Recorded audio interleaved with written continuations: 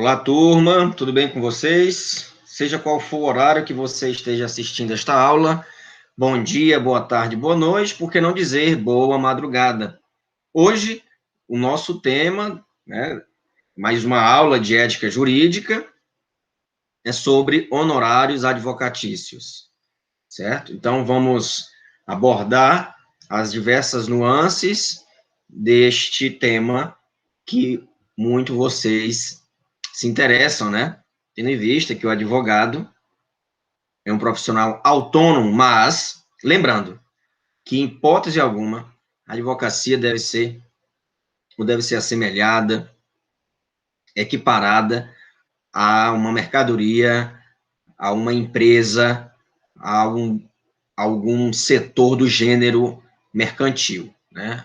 A advocacia ultrapassa qualquer, vamos dizer assim, rótulo de varejo, de atacado, não deve ter este rótulo, né? Essa taxação, tá bom?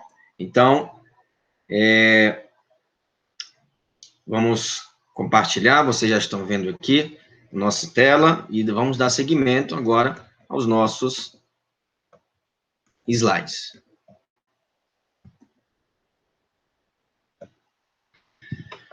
Bem, primeiramente, nós devemos dizer que os honorários, que são honorários advocatícios. Lembrando que vocês podem encontrar essa temática, esse tema, nos artigos 22 a 26 do Estatuto da Advocacia, Lei 8.906, ou no SED, né, e no SED 48 a 54, os artigos da Resolução 2, de 2015. Honorários advocatícios é uma expressão realizada, honorários advocatícios é uma expressão utilizada para definir, remuneração a que os advogados inscritos na OAB têm direito. A que os advogados inscritos na OAB têm direito. Evidentemente, a partir de serviços prestados, seja à comunidade, seja a partir de ordenamento jurídico, certo? E aí temos a figura dos servidores, né, dos advogados públicos, tá? Os advogados públicos e também, de repente, você é funcionário de algum órgão público, você recebe, sim, honorários por aqueles serviços que você prestou. Por exemplo, advogado de um sindicato, advogado de, enfim, de algum setor, né, algum órgão público, tá? Ou privado também. Bem, conceito e etimologia. Conceito e etimologia. Não pode se confundir com salário ou conotação pecuniária, tá? Lembrando que honorários vem de quê? Vem de honra, tá? Honrar alguém, né? Honrar alguém. Então, em geral, é usado como adjetivo para indicar que uma pessoa dispõe das honras, mas não da propriedade de um cargo, uma dignidade ou um emprego. Honorários, né, que significa pessoa que dispõe das honras. E insistimos que honorários é a remuneração dos serviços advocatícios prestados pelos profissionais. Devem ser fixados com moderação. Então, sempre deve ficar de olho na tabela dos honorários, que nós já disponibilizamos na plataforma, já disponibilizamos no grupo também, certo? E está muito, muito tranquilo você encontrar isso no site da OAB Piauí, tá? Lá tem uma aba que tem todas as resoluções, todas as cartilhas que a OAB Piauí sugere, propõe, e claro, as OABs, né, ou seja, as seccionais, os conselhos seccionais compartilham informações e usam, sim, uma cartilha da outra, né, sendo que, por exemplo, nos direitos das mulheres, né, nós vimos uma cartilha de outro estado lá no site da OAB Piauí, não tem problema algum isso, né, é uma única instituição, né, evidentemente com conselhos seccionais distintos, mas tendo os mandamentos, os mesmos mandamentos. Devem ser fixados com moderação, nada de exorbitar, nada de exigir a mais, né? Bem, na forma do código e estabelecidos pelo conselho ou pelos conselhos seccionais. Bem, então observem agora os critérios para a fixação. Nós já vimos o que é o conceito e a etimologia dos honorários. Não pode ser assim equiparado a uma conotação pecuniária, né? Ou seja, unicamente, mas eu recebi, sim, mas além daquele dinheiro ali, você, depois da vida, o direito, né, um dos direitos principais, né, do ser humano é a liberdade. Então, além daquele valor ali, você não está simplesmente fazendo e defendendo determinado cliente pura e simplesmente pelo valor que você vai receber. Não, você tem que pensar também nos direitos que aquela pessoa irá readquirir, né, um direito que aquela pessoa vai reaver, né, no caso a liberdade, tá? Por exemplo. Desse modo, critérios para a fixação dos honorários. Quais são os critérios? Quem que define os critérios? Os honorários advocativos flutuam em função de vários fatores, né? De vários fatores eles podem flutuar, eles podem oscilar. Por exemplo, reputação, prestígio, né? Qualificação. Dizendo isso, então eu estou começando, eu vou cobrar abaixo da tabela.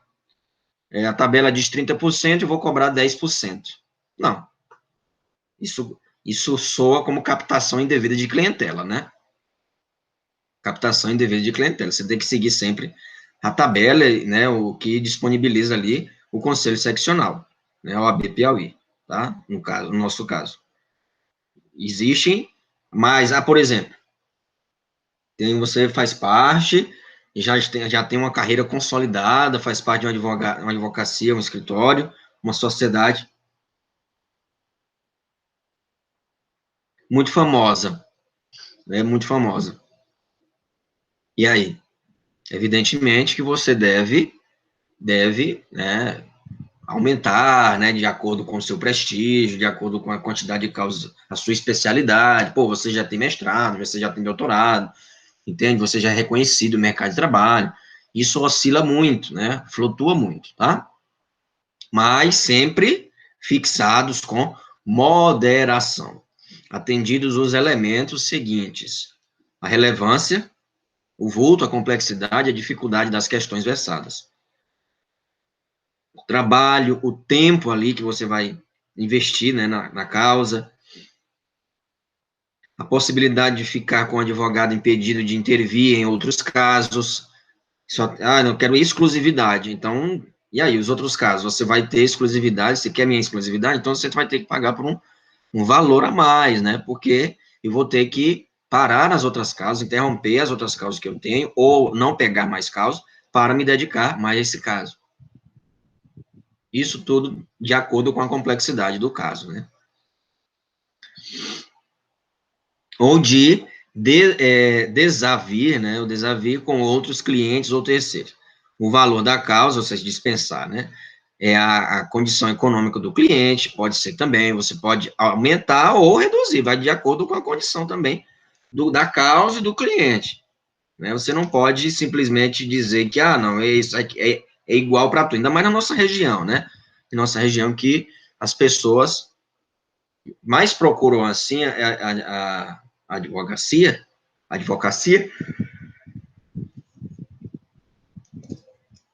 bebi aqui uma água, né? Um bocejo louco.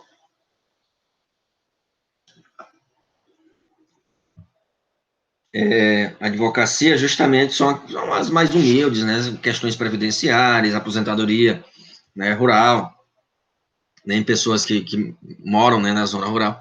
Então, assim, muita cautela, né, na hora de decidir os honorários, tá?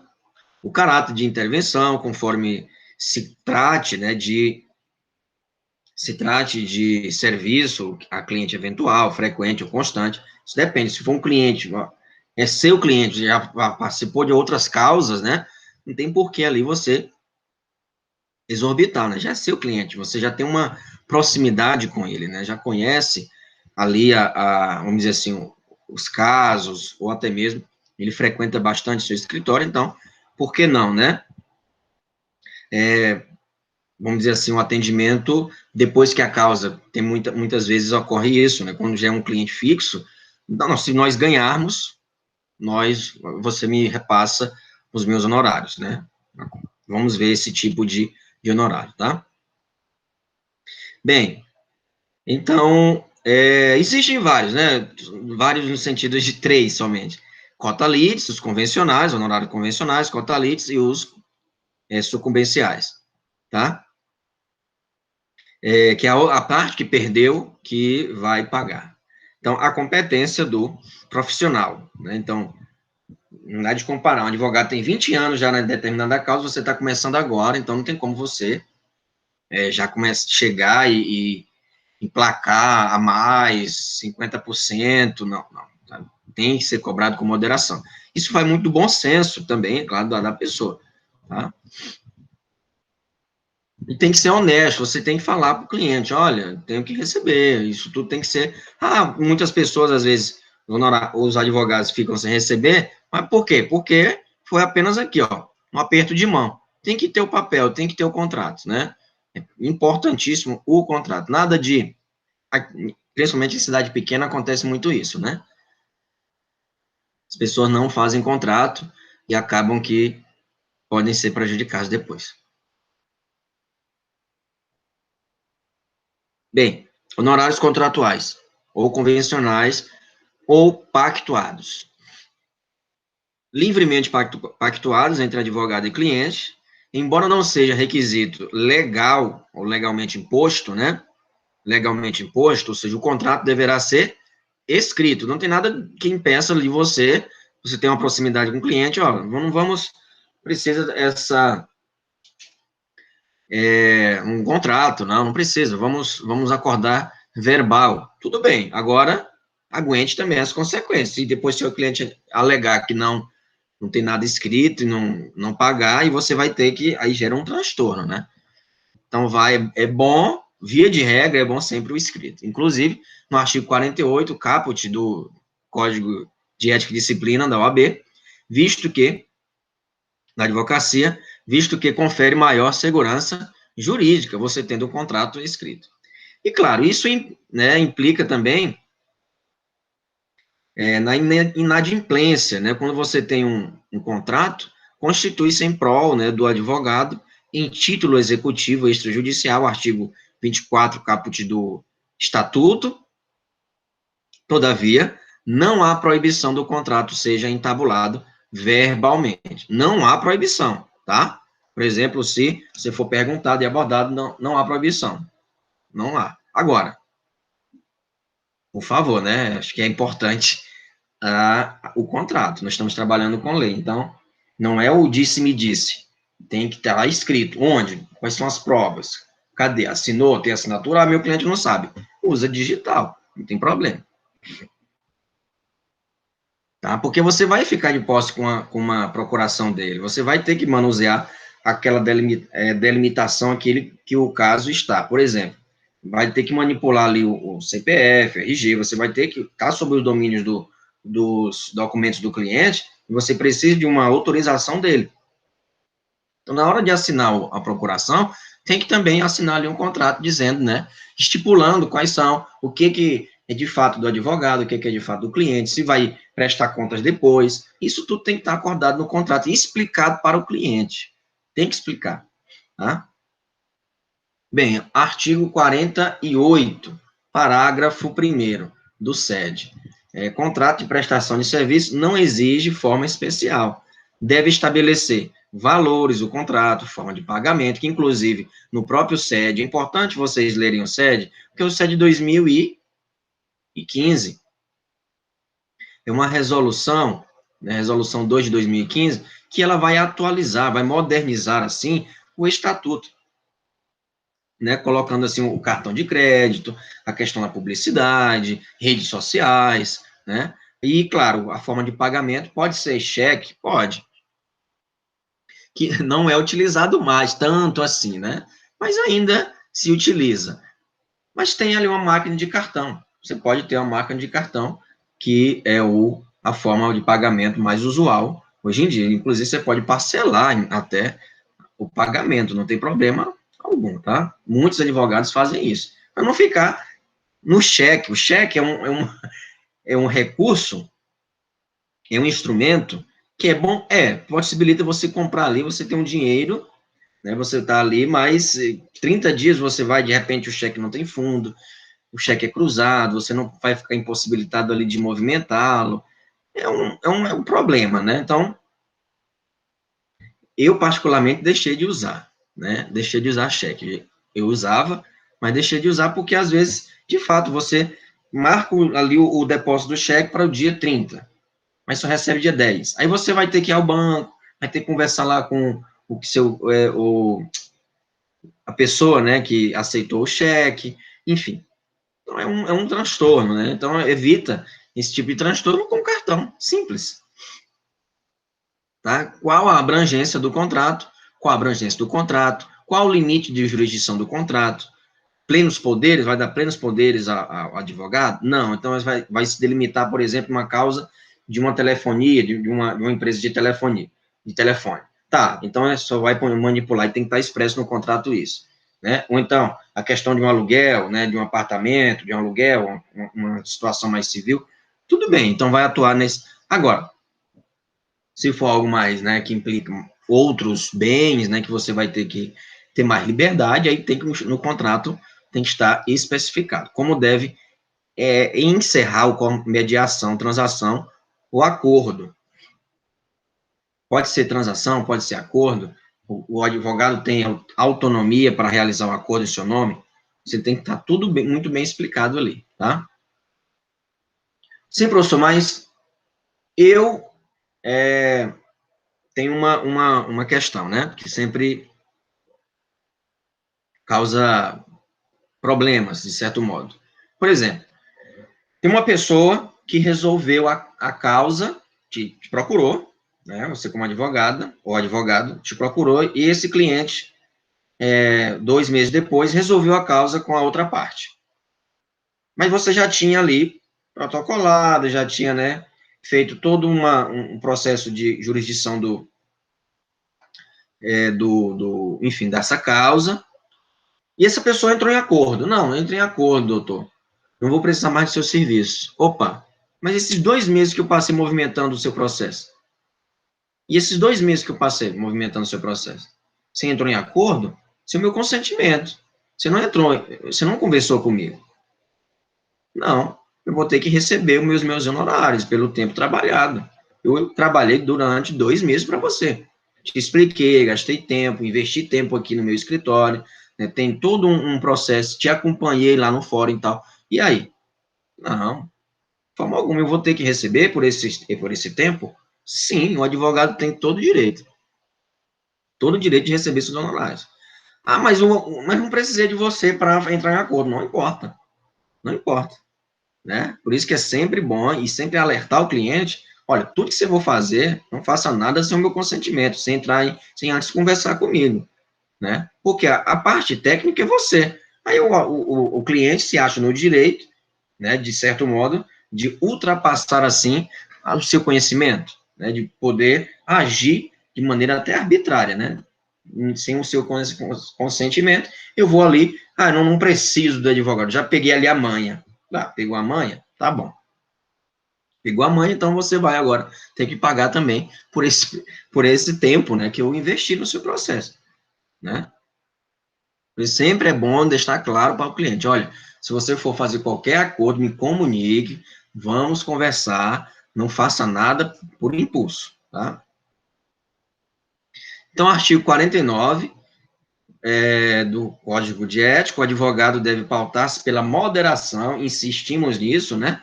Pela moderação na fixação dos valores, devem seguir, via de regra, na tabela estabelecida pelos conselhos seccionais. Valores devem ser o quê? Razoáveis. Os valores devem ser razoáveis, tá? E sempre, gente, sempre contrato, tá? Contrato, para evitar esses transtornos. Em seguida, no artigo 22, parágrafo 3º do Estatuto, não havendo expressa manifestação do pagamento, serão devidos pelo cliente da seguinte forma, né? Ah, mas não tem no contrato, mas deve ser realizado dessa forma, tá? Deve ser realizado, e você deve pontuar isso para o cliente. Por exemplo, um terço no início do serviço, um terço, aquele é um cliente esporádico, não é o teu cliente. Tá, tudo bem, mas você quer fidelizar? Tudo bem, você pode fazer estilo cota litis, não tem problema, tá? Mas é bom sempre, né, ter assim, você é autônomo, você não pode, novamente, ficar ali à mercê e na mão do cliente, né? E não te paga, tem outros mecanismos, tem o cheque, tem ali inclusive o estatuto e o código vai dizer que você pode até acessar ali os bens do cliente, né? Mas tem requisitos para isso, né? Em qualquer causa, tá certo? Então, muito cuidado, porque pode soar ali como uma extorsão, como uma pressão, né? Enfim. Então, muito cuidado, tem que ponderar isso também, tá bom? Ah, se o cliente não tem nenhum valor, não tem dinheiro para ganhou a causa, vai demorar um pouco, mas ele quer logo para pagar. E aí ele tem ali né, de repente ali um terreno, ou até mesmo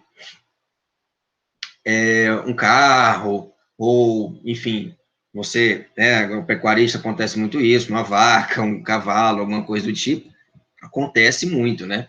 Acontece muito dessa forma, né? Então, mas o código e o SED vai estipular, já já a gente vai observar isso, tá? De maneira mais pontual.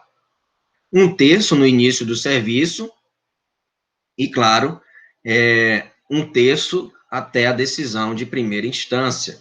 Resta, é claro, o restante é no final. Sim, mas o cliente, se ele pode pagar com serviços também, pode, não tem problema algum. Né? De repente ele é pedreiro, de repente ele é eletricista, né? Fazer uma permuta aí, não tem problema. Então você vai ter que, ele não tem condições, ele quer o seu serviço, e em troca, pode pagar com outro serviço?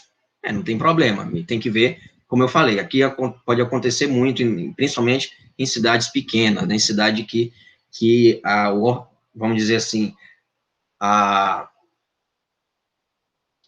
o meio, né, os salários das pessoas, mais servidor público, no caso, prefeitura, e é uma cidade que a economia gira em torno da agricultura, né, gira em torno da agricultura, tá? Então, mas sempre com moderação, né, sempre com moderação, porque depois você pode ficar encrencado, né, porque ele pode alegar, né, que você ali está, enfim, extorquindo, está pressionando, está explorando, né, o serviço dele, então tem muito bem registrado, né, no contrato, muito bem acertado isso, tá? Atenção, somente será admissível compensação de crédito caso o contrato autorize, né, compensar o crédito, o contrato autorize, né? Ou seja, o advogado recebe o valor e aí é compensado ali automaticamente, mas isso tem que estar, né, tem que ser expresso em contrato, né? Tem que ser expresso em contrato. O advogado não pode reter valores do cliente. Por exemplo, determinada operadora, ele processou determinada operadora, né? E ele ganhou 3 mil reais. E aí achou por bem, né? O advogado achou por bem, não, então como você vai ter que me pagar, então eu vou reter aqui 1.000 reais. Pode fazer isso? Não, a não ser que esteja expresso no contrato. A não ser que esteja expresso no contrato. Entendeu? Não pode reter valores o advogado. Não, transfere para o cliente, e aí o cliente sim te paga. É assim que tem que ser feito. Né? Agora, por isso que é importante, está muito bem especificado no contrato. Né? a admissão da retenção dos honorários, ali mediante o depósito, né, pela empresa, e, claro, você devolve a parte do cliente, tá? É muito importante esse esclarecimento. Vale ressaltar que os honorários fixados em contrato escrito, se o advogado juntar aos autos do processo antes de expedir-se o mandato de levantamento ou precatório, o juiz deve determinar que sejam pagos diretamente por dedução da quantia a ser recebida. Isso está no artigo 22. Por que pode ser uma dedução ali imediata? Se um outro artigo, né, do SED vai dizer que não. É justamente para evitar, né, a inadimplência, né, evitar ali o calote no serviço do advogado. E aí você transfere todo o valor para o cliente não, tá, obrigado. Como obrigado? E o meu trabalho? Devolva, transfira, ou então saque e me entregue. Não é assim, obrigado, não. E aí o próprio juiz pode dizer, né, o próprio juiz, que também já foi um dia advogado, né, que também já foi um dia advogado, ele vai dizer ali, olha, então pode sim reter ali, o juiz pode determinar, pode se reter a quantia do advogado também, né, mediante pagamento de precatório, mediante levantamento ali da causa, né. Bem, artigo 48, né,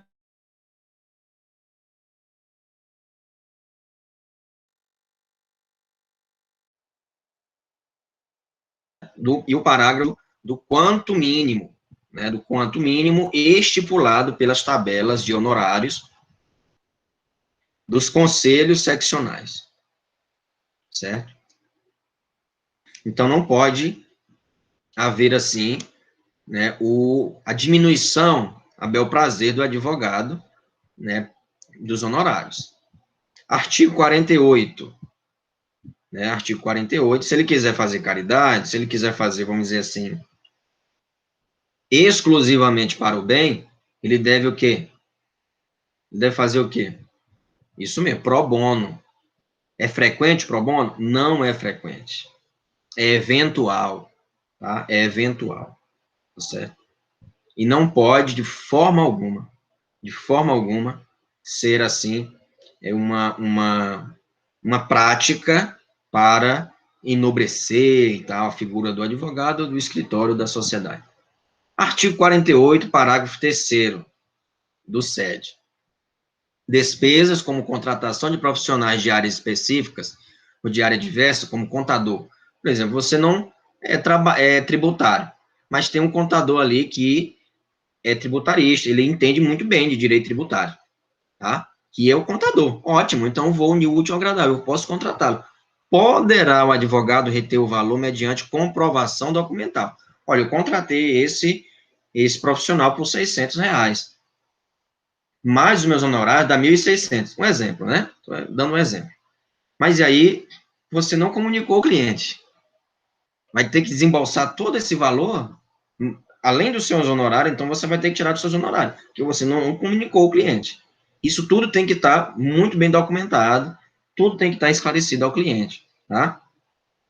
Uma situação, um litígio de terras, né? Você vai ter que contratar um agrimensor, por exemplo, para medir, né, questão de testamento, de algum conflito de terra, né, entre irmãos e tal, você vai ter que contratar um agrimensor, você vai ter que contratar uma pessoa especializada, um agrônomo, alguém especializado para mediar ali esse problema no sentido da mensuração ali do terreno, enfim, entende? Então, tudo isso tem que estar muito claro para o cliente.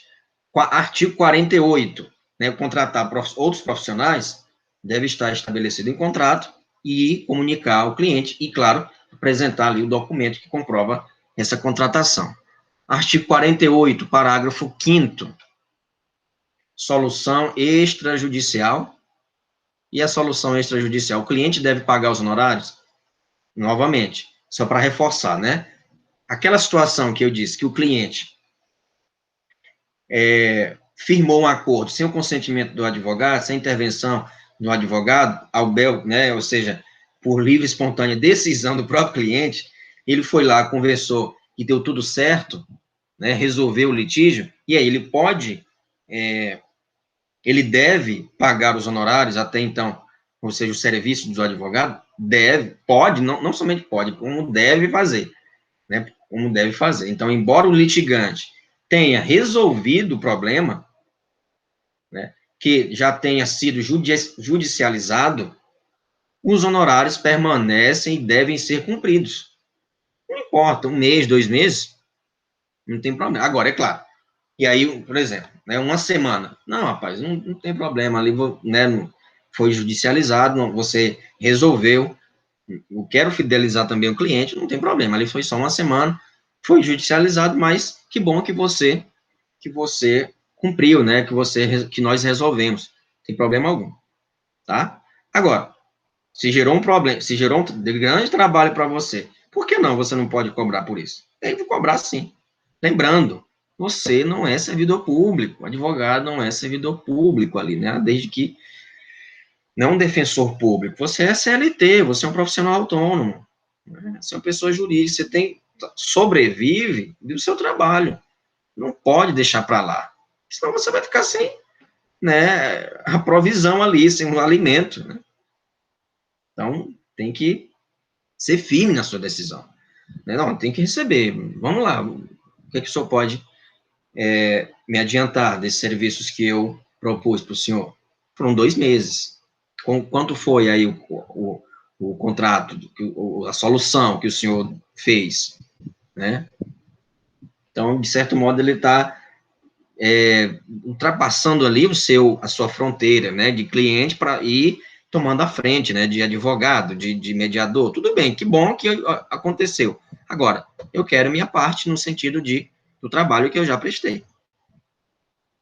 Na falta, e aí honorários por arbitramento, tá? Então, os honorários contratuais, convencionais, e agora os honorários por arbitramento, ou arbitrado judicialmente.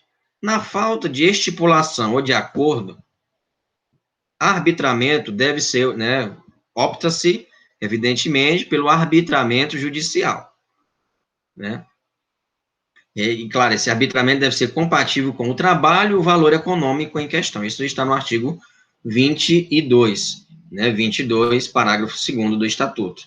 Significa dizer, o que isso significa? Significa dizer que o juiz se impõe a observar o mínimo estabelecido nas referidas tabelas elaboradas pelos conselhos seccionais, seguindo um parâmetro, né? Então, ele vai arbitrar. Ah, não tem um valor para o advogado, né? Que bom, ele fez esse processo, ganhou a causa, mas cadê né? Não tem, ele pode arbitrar. Ele pode arbitrar um valor ali, seguindo a tabela, né, do conselho seccional, tá? Inexistência do contrato escrito, né, o juiz pode fazer isso, o arbitramento judicial, né, o artigo 24, né, e claro, por exemplo, se o cliente se recusa a pagar, né, no sentido de ajustado verbalmente, né, o contrato não foi escrito, foi algo verbal, então, tá bom, você não vai pagar não? Então eu vou arbitrar, fazer com que você pague,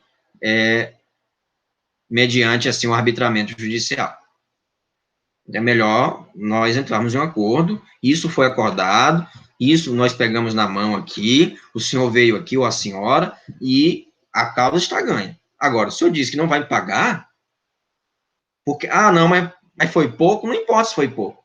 Não foi resolvido? Pô, então eu tenho direito, à minha parte, aos meus serviços, né? Aos meus serviços, então tem que ser cobrado. Não vai pagar? Tá bom, tudo bem. Não vou discutir com o senhor, estou aqui esclarecendo. Então, o senhor vai pagar mediante o arbitramento do juiz. E pode ser até mais. Então, isso aí tem que estar muito claro para o cliente. Por isso que não vale, um acordo de gaveta. Se fala muito, né, sobre isso. Não tem palavra, não vamos aqui perto. Não. Tem que ser tudo documentado. Você trabalha com a lei, né? É importante que se tenha o documento.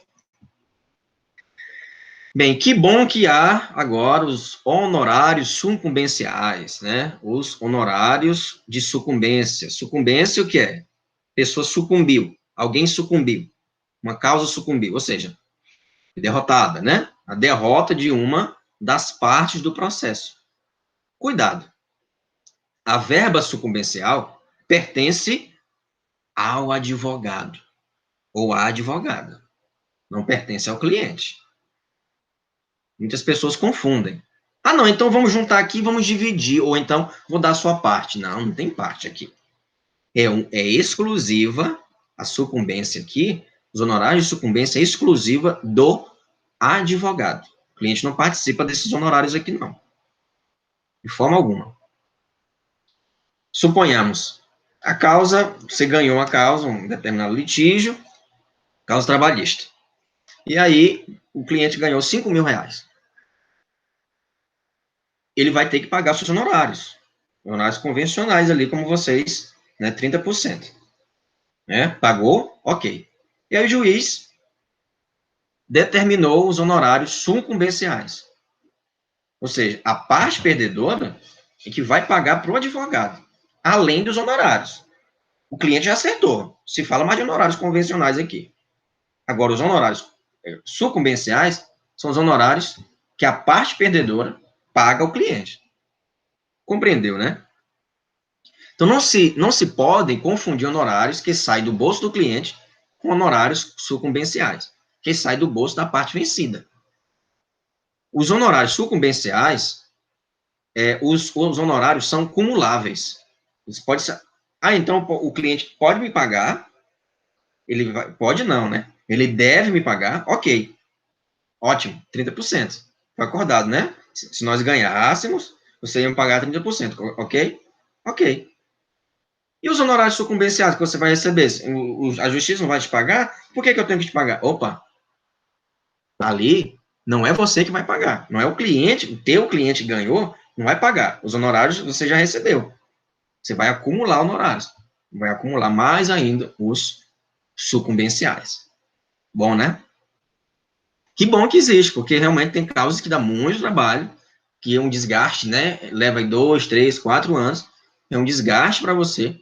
E você fica, às vezes, até impossibilitado de pegar novos clientes, porque existe uma carga, uma sobrecarga dessas causas intermináveis, né?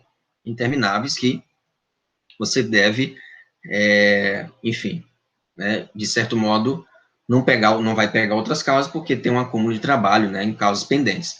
Pode receber os estabelecidos em contrato pelo cliente e os sucumbenciais. Pode e deve receber, tá? Tá bom? Claro, evidentemente, se for o juiz entender que há o advogado, né, é importante ali, o advogado receber da parte vencida os sucumbenciais, tá? Isso está no novo CPC, né, Código de Processo Civil, artigo 85, né, variando de 10% a 20% sobre o valor da condenação do proveito econômico obtido, ou não sendo possível mensurá-lo sobre o valor atualizado na causa. Está também na CLT, depois da reforma trabalhista, incluída pela Lei 13.467, de 2017, ao advogado, né, ainda que em causa própria, serão devidos aos honorários sucumbenciais, mínimo de 5% e máximo de 15% sobre o valor da sentença. O valor não pode ser estipulado previamente, né, só depois que a sentença ali for proferida pelo juiz. Bem, continuando. Então, o artigo 24, entenderam, né? Os honorários podem ser, né, cumuláveis, eles se acumulam. Os honorários convencionais e os honorários sucumbenciais. O artigo 24, né? O artigo 24, parágrafo 3º do Estatuto, considera nula qualquer cláusula que retire do advogado direito ao recebimento dos honorários sucumbenciais. Se no contrato tiver que os honorários sucumbenciais, né, e não irão ser recebidos pelo cliente, pelo advogado, mas sim pelo cliente depois que eles irão ser devolvidos para o advogado, isso aí não existe. Estou dando aqui realmente uma hipótese bem esdrúxula, porque isso não existe. Os honorários de sucumbência são exclusivamente do advogado. Ponto. Não tem o que discutir. O cliente não participa dos honorários de sucumbência. Não.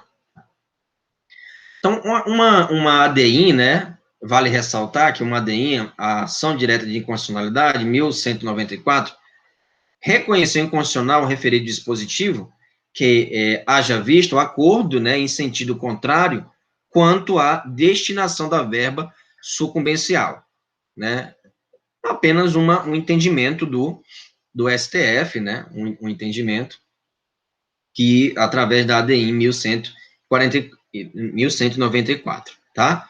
Então, é importante vocês acessarem a ADI, que eu já deixei disponível para vocês também na plataforma, como também, mas vocês podem acessar, isso é domínio público, tá?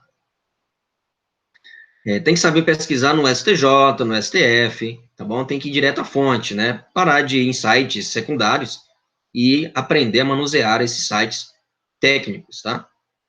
Artigo 24, parágrafo 2º, caput, ou seja, cabeça do artigo, né? Caput significa isso, tem muita gente que não sabe.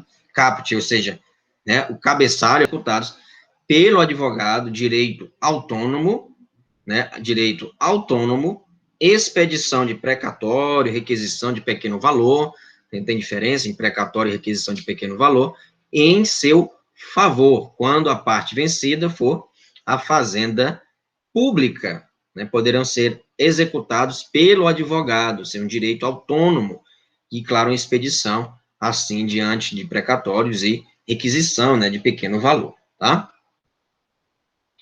Então, o artigo 51, parágrafo 1º do Código, existe o subestabelecimento. O que é um subestabelecimento? É um instrumento pelo qual o procurador transfere os poderes recebidos para outra pessoa. Por exemplo, o advogado ali sofreu um problema, um acidente, né,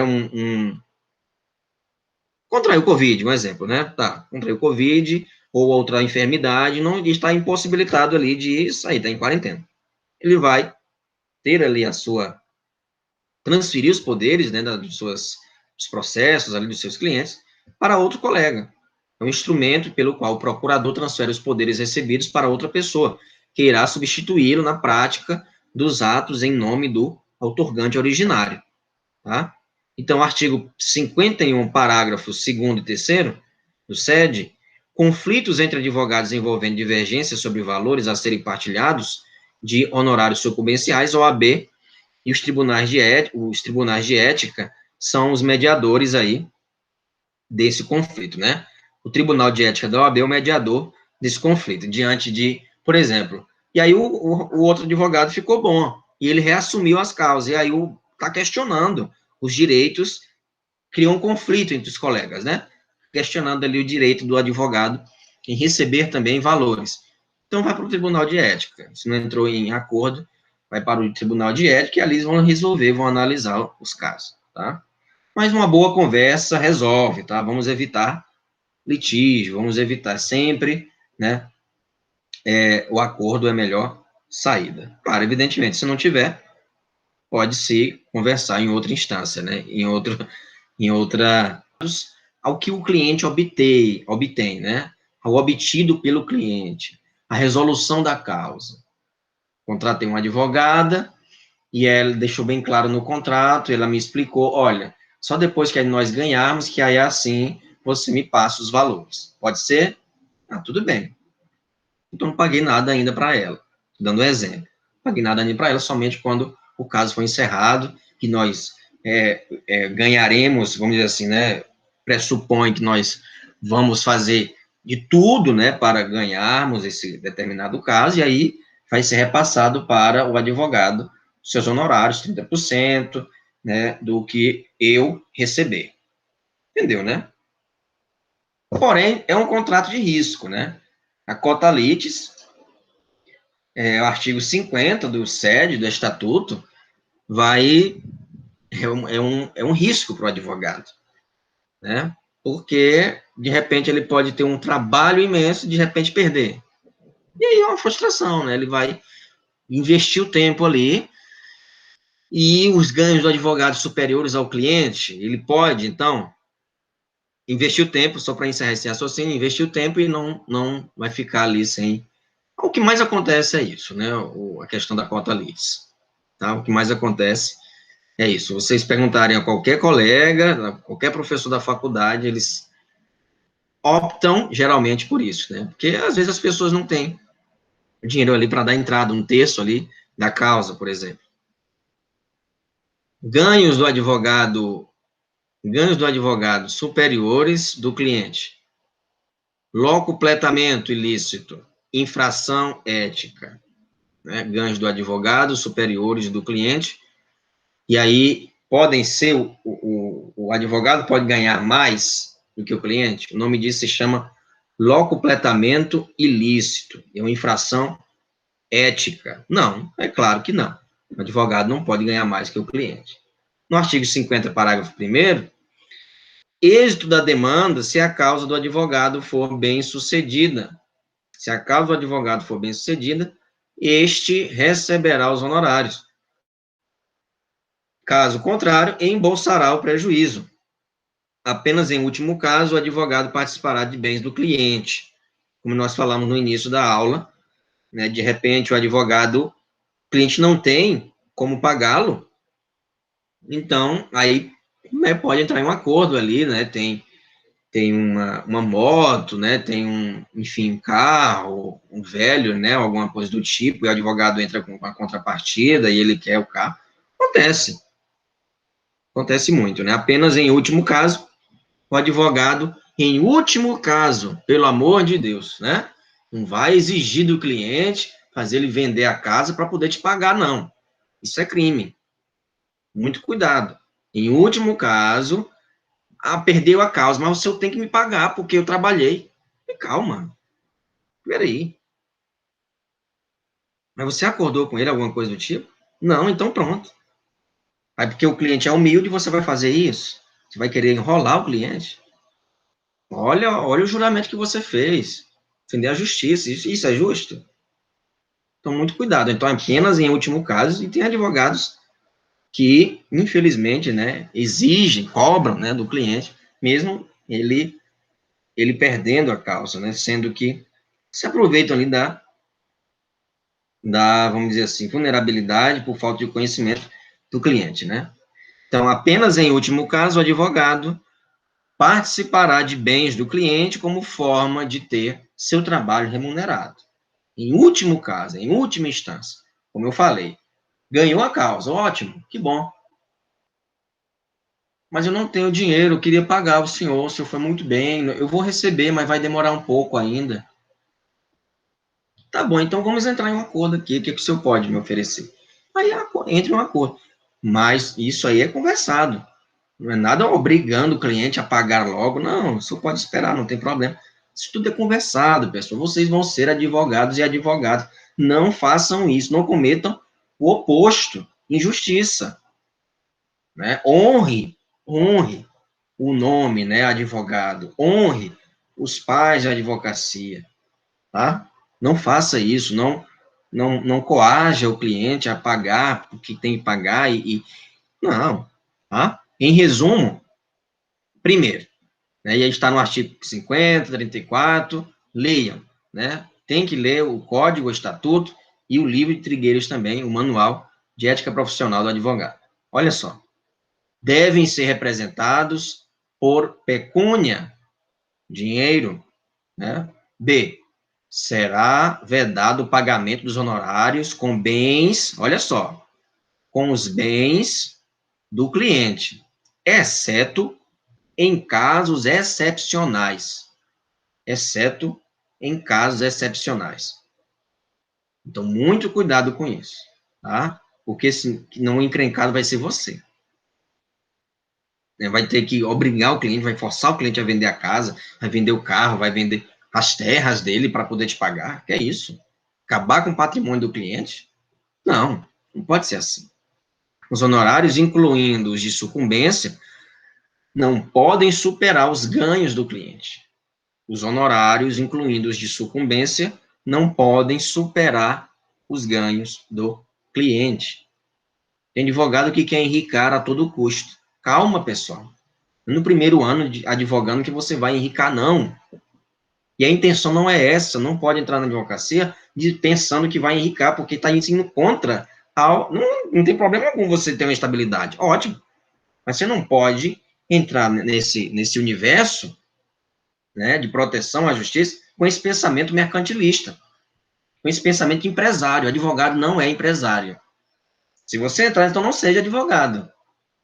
Não seja advogado, porque você está ferindo a classe, está ferindo a advocacia. Certo?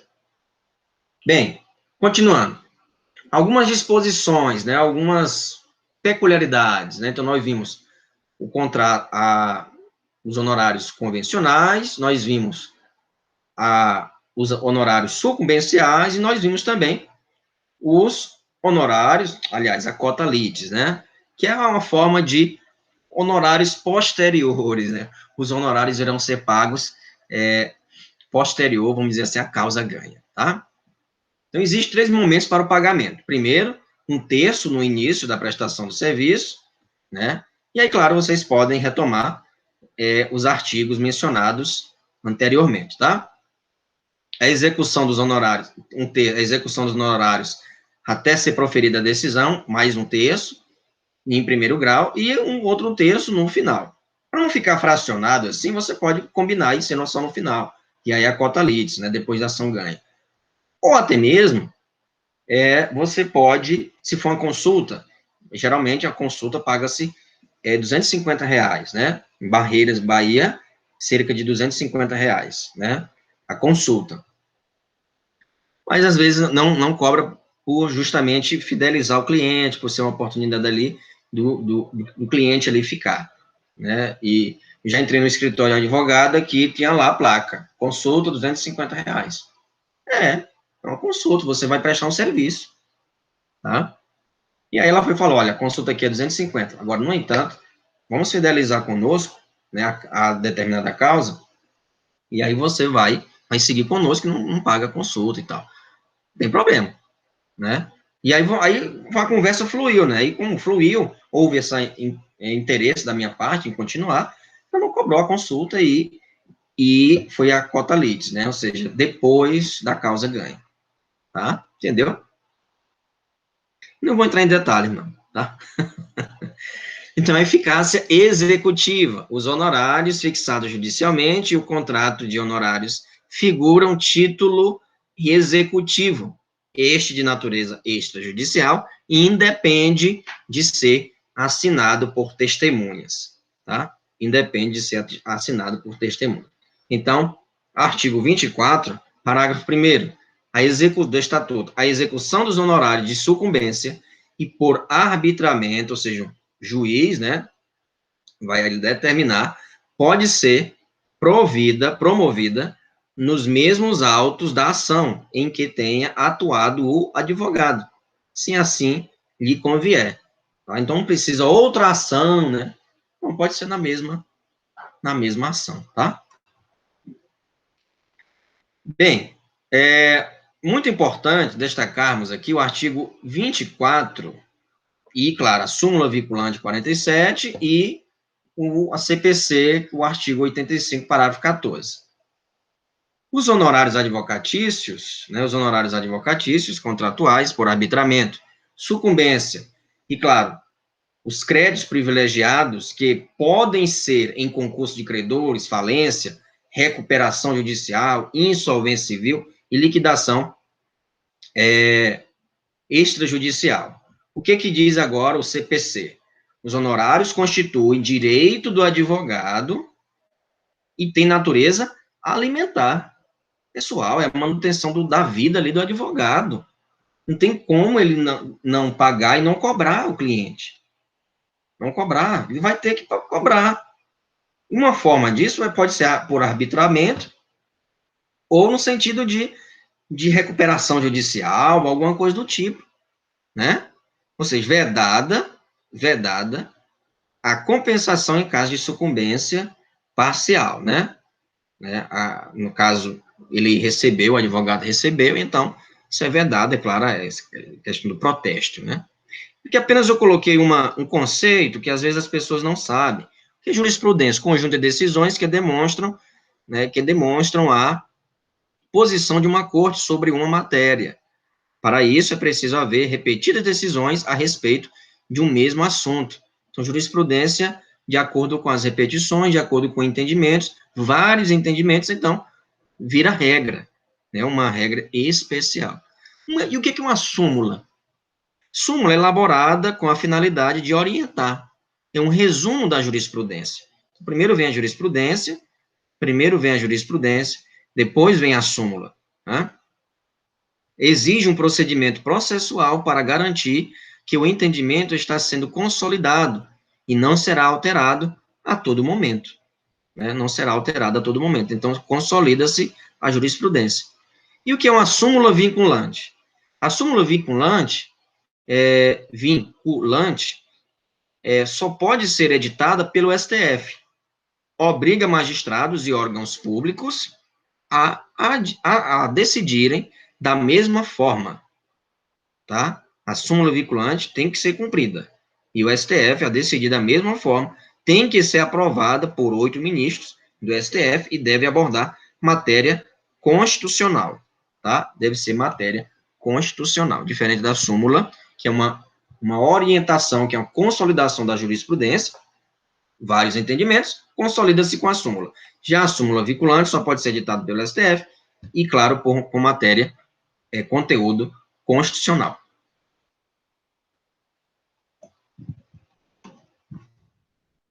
Bem, artigo 21, honorários de sucumbência e advogado empregado. Aqui no passado foi crédito privilegiado e de natureza alimentar. Por que natureza alimentar? São os proventos ali do advogado, né?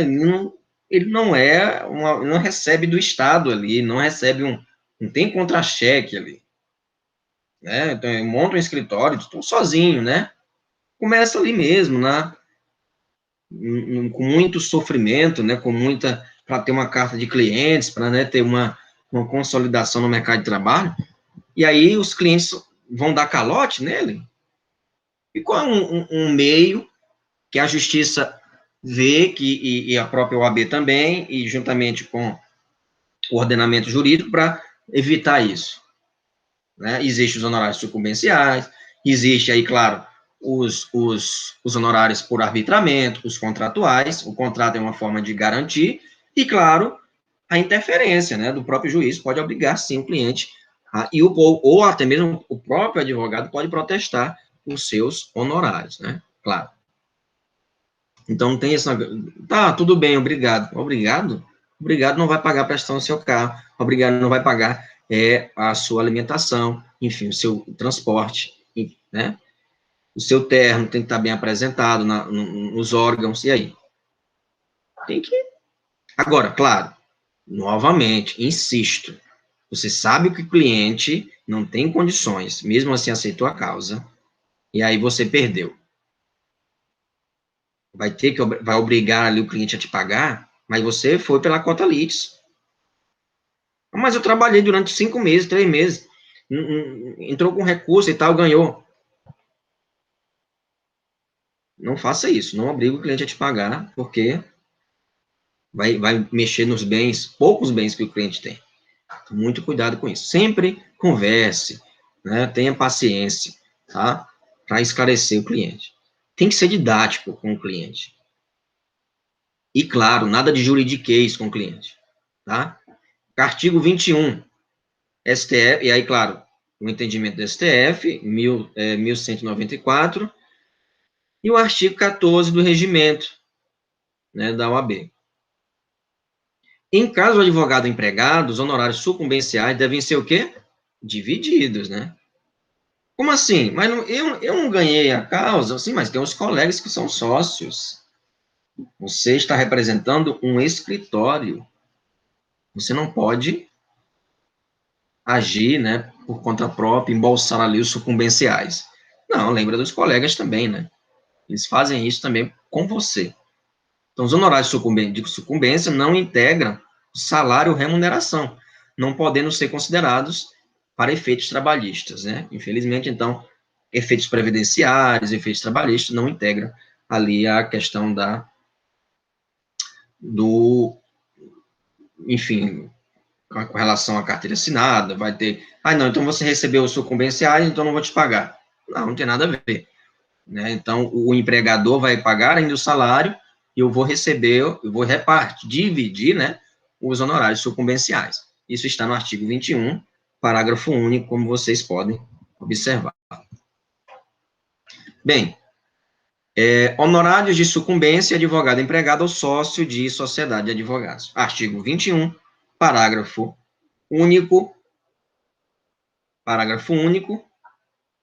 mesmo raciocínio, tá? Mesmo raciocínio que o anterior. Os advogados empregados, sociedade de advogado, ou sócio, né, de sociedade de advogado, tem que dividir.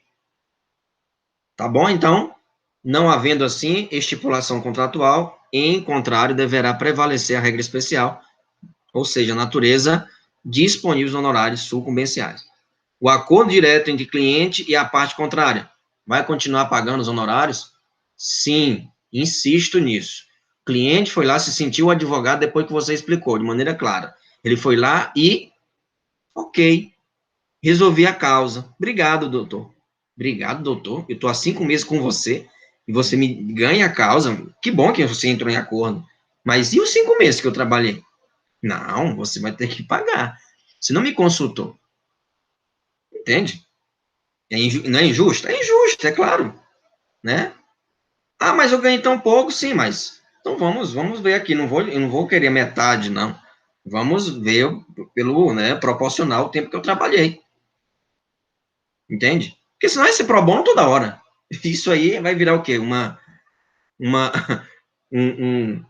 ONG, o seu escritório? E como é que você vai se manter? Como é que você vai pagar o aluguel, pagar água, pagar luz? Necessidade de cobrança judicial dos honorários. Artigo 54. Sede, né, está no código, e existe o ajuizamento, né, da competente ação. Após trânsito em julgado, a sentença que os tem arbitrado, existe, então, o ajuizamento da ação mediante renúncia ao patrocínio da causa. O advogado pode atuar em causa própria, em caso de inadimplência, então ele atua em causa própria contra aquele cliente que não quer pagá-lo, o artigo 43 do SED, né, do Código, né, enfim, antigo, né, e no novo, está no artigo 54, tá bom? No SED atual, esse dispositivo ficou para o artigo 54, tá bom? Porque vocês vão encontrar na internet outro código de ética. Não confunda, o que é para estudar é de 2015, nós estamos já no final, né, da disciplina, é possível que vocês não leram nenhuma vezinha aí o código e o estatuto, é muito pequeno, tá? Não dá para ter desculpa. E ainda dá tempo. Se você não leu, leia, tá? Anterior, o SED anterior, um advogado teria que contratar outro colega para representá-lo, né? Então, no novo código, né, de ética de 2015, ele vai atuar por causa própria. Não pagou? Tá bom, então eu vou fazer aqui uma... Infelizmente, vamos ter que nos encontrar novamente agora. Você não quer me pagar, não quer me pagar, eu vou ter que ter o ajuizamento competente da ação. A súmula vinculante do STJ 363 compete à Justiça Estadual processar e julgar a ação de cobrança ajuizada por profissional liberal contra cliente, e não na Justiça do Trabalho. Então, onde é que vai ser isso? Na Justiça do Trabalho? Não, é na Justiça Estadual, tá certo? Na Justiça Estadual. Mas sempre converse com o cliente para evitar esse transtorno. Você quer fixar, fazer com que esse cliente se fidelize no seu escritório, tá? Na sua sociedade, ali no seu, como seu cliente, construir. Então, evita problema com o cliente, vai tudo se conversar, né? Antes, conversa bem com o cliente, não tem alguma dúvida, seja paciente, nada de pressa, senta, oferece um café, oferece uma água, o que lhe aflige, aqui você está ali, vai contribuir com o serviço para ele. Então, você tem que ter muita paciência e muita calma na hora de explicar os trâmites. Se for cota litis, fala, olha, depois que nós ganharmos, nós vamos ganhar, vamos tentar aqui ganhar, né, a ação, vai dar tudo certo, vamos fazer o possível aqui para para nós ganharmos essa ação, mas só depois que o senhor vai me pagar. Ou então, né, se o senhor tiver uma pequena parte agora, o senhor dá de entrada, geralmente nessas causas eu cobro um salário mínimo, enfim, vai de cada causa, de cada complexidade, né? Complexidade, entende? Então, conversando é que se entende, tá bom? Prazo prescricional. Prescreve os honorários? Prescreve. Então, você tem que, não pode, vou demorar, vai dar certo. Não, vai dar certo, não. A justiça tem prazo, não pode a qualquer momento. Tem um prazo. E o prazo até que é elástico, né? Então, artigo 25, existe também no artigo 791, da CLT, incluindo pela lei 13.467, 2017, que é a reforma trabalhista. O prazo para a cobrança judicial dos honorários são de 5 anos, né? Para prescrição quinquenal. Quinquenal, né? Na Justiça do Trabalho, a prescrição é bienal, quando a parte sucumbente, ou seja, que perdeu, for beneficiária da justiça gratuita, tá bom? Então, pode sim cobrar. Agora, tem um detalhe aqui, ó. Tem um detalhe. Se o advogado tem 5 anos para exigir judicialmente o pagamento de seus honorários, o cliente, igualmente, dispõe de 5 anos para exigir do advogado que ele preste contas. Tá, você está exigindo essa quantia, mas eu discordo dessa quantia. Em que você fez? O que você fez para ter esse valor? Isso não está certo. Eu estou discordando de você que eu te pague todo esse valor, 50%? Não. Mas gastou com o quê? E aí o advogado tem que provar por que ele está cobrando aquele determinado valor, tá? Mas, como eu disse, sempre é interessante entrar em acordo para não você ter a sua clientela, né? Você não vai querer, toda vez você vai judicializar ali os honorários, né, e tal. Conversando, claro, se o cliente for relutante não pagar, evidentemente que você deve procurar, né, os meios, tá? Bem, prazo prescricional, continuando, está no artigo 25, né, do Estatuto, prescreve em 5 anos, é apenas um reforço, né, do slide anterior, né, o artigo 25 do Estatuto, e, claro, está na CLT também, do vencimento do contrato, se houver, né, do trânsito em julgado, da decisão que os fixar, da ultimação, né, do serviço extrajudicial, enfim, da renúncia ou renovação, revogação do mandato. No artigo 26, existe a cobrança de honorários por advogado subestabelecido, ou seja, o substituto, tá? Substituiu, mas como principal ali fica aquele advogado que está incapaz, né, naquele determinado momento, e eu passei a transferir, né, a procuração, os poderes ali para outro colega, tá bom? E agora, a OAB permite que o advogado substituto, e chama assim advogado subestabelecido, cobre os honorários, substituto dá a entender que o outro desistiu, né? Por isso que chama subestabelecido, tá? Por quê? Fica ainda o advogado ali que está impossibilitado, ele fica ainda como principal da causa. Mas tem um colega que vai assumir enquanto ele se recupera, entende? Não é que ele abandonou a causa, né? Não, continua, tá? Mas você não vai ter que pagar 2 advogados, isso é um problema que se resolve né, entre os colegas, tá? O cliente não tem nada a ver com esse subestabelecimento. A OAB, a Ordem dos Advogados do Brasil, permite que o advogado subestabelecido cobre os honorários, desde que com a intervenção do subestabelecente, tá? Então, o advogado subestabelecente não pode executar isoladamente os honorários, deve fazê-lo em conjunto com o outro, porque o colega contribuiu. Então, ele vai ter que, então eu vou pagar 2 advogados, então vai ser 60%, 30 para um e 30 para outro? Não, 30%. E aí os colegas dividem. Mas e aí eu ganhei a causa, ganhei os honorários sucumbenciais. E a juiz determinou ali, a outra parte vai ter que me pagar. E aí? Sim, o subestabelecido, o advogado que, entre aspas, está te substituindo naquele momento ali, vai ter que dividir com você. Aliás, você vai ter que dividir com ele, né? Porque você é o subestabelecente, tá? Então, não tem que... É o principal, vamos dizer assim, né? Não tem que fazer isoladamente, né? São colegas. Então, os advogados subestabelecidos com reserva de poderes somente podem cobrar os honorários sucumbenciais por meio de cumprimento de sentença com a intervenção daquele que lhes conferiu o subestabelecimento, tá? Então, sempre o advogado subestabelecente tem que, né, intervir ali para adquirir, sim, os honorários. Vedação de saque de títulos de crédito com pagamento de honorários contratuais e tiragem de protesto. Eu vou até divulgar uma notícia para vocês, né? Muito cuidado, né? Você tomar posse assim, do cartão do cliente. Teve já casos, né, que o advogado foi lá, sacou todo o dinheiro da cliente. Isso aí é crime, pessoal, não se faz. Né? Não se faz. Estava lá e aí a justiça viu, o advogado percebeu que a justiça tinha depositado o dinheiro, foi lá, pegou o cartão da cliente e sacou todo o dinheiro. Tá com procuração. E aí? Pode? Não pode, gente. Isso é crime, pessoal. Um crime. Quer enricar ilicitamente.